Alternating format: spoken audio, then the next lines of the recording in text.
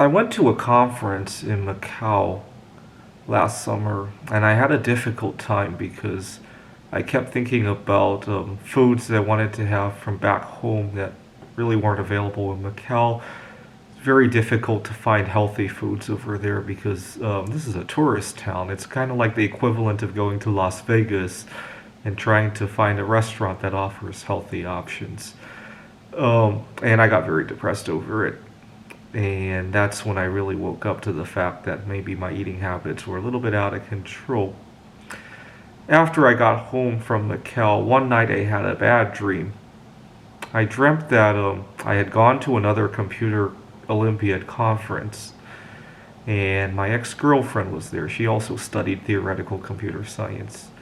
And in the dream, she was now married, and I was getting into the elevator, and I was holding the door for her and her husband, and the two of them looked at each other, and my ex-girlfriend told him to not get into the elevator with me because I have a disease.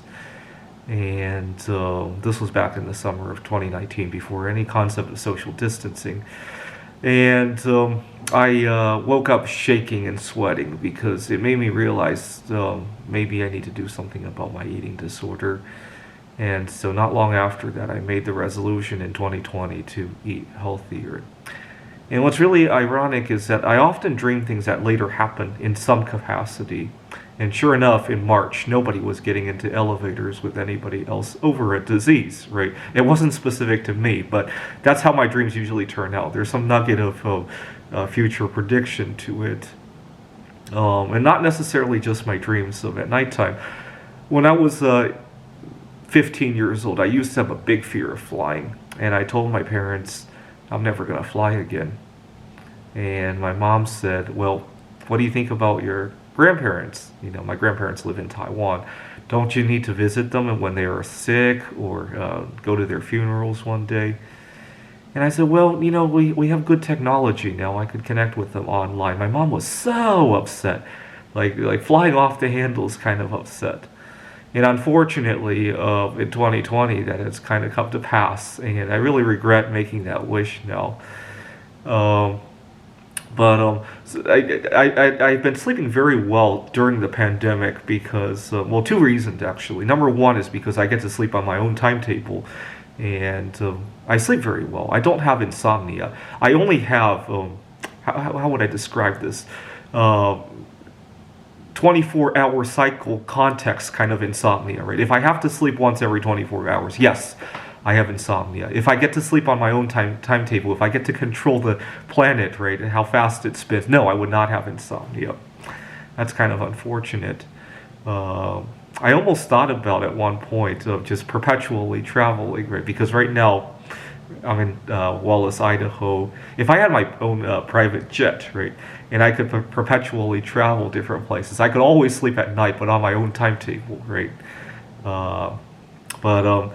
So that's the number one reason I've been sleeping through it. Number two is because I really love dreaming and coming up with solutions in my dreams. Right now I'm recording this hopefully at the tail end of COVID-19. And there's been a lot of difficult situations where we have to work online. And some of I do tutoring and I teach at a university. Some of my clients are just very difficult to work with. And sometimes when I'm sleeping, I come up with the best of solutions to work with some of my clients. So I have this one tutoring client, or I had him. He's moved on to other things at the moment. And he has this habit of when he's not confident with what he's saying, he'll slur his speech or talk like a bunch of garbled stuff just to hide the fact that he's not confident.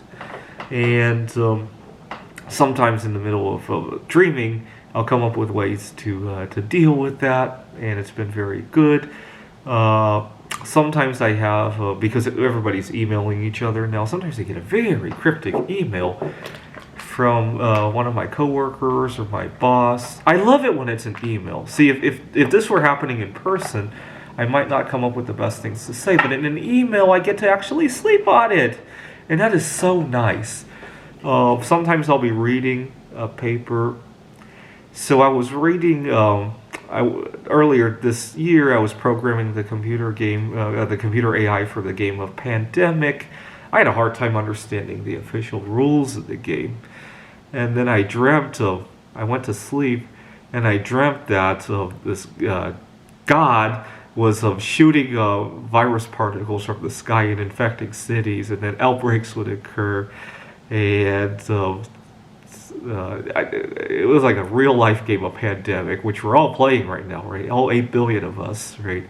Although some of our rules kind of go opposite, like people who don't cover their nose, people who still want to gather for Thanksgiving, right? We have those kind of players as well as the heroes, right? We really need a new version of the Pandemic board game with two teams, right? One is trying to eradicate and the other is trying to sabotage, right? Anyways, so yeah, get some good sleep, have a good dream, and save the world, right? Thanks for watching.